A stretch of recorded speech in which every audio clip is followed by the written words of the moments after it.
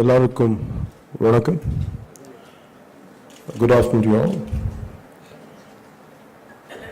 I'd like to introduce myself. Maybe most of you might know me, but still I will prefer to introduce myself. My name is Pawan Kalyan. I found, apart from being an actor, I quit films and established a political party in 2014.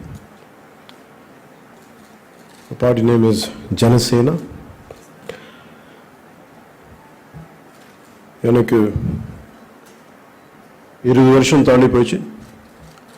Madras விட்டுட்டு சென்னை விட்டுட்டு எனக்கு தமிழ் பேசுறது பழக்கம் போயிடுச்சு. ஏதாவது தப்பு இருந்தாலும் எல்லாரும் மன்னிக்கணும்.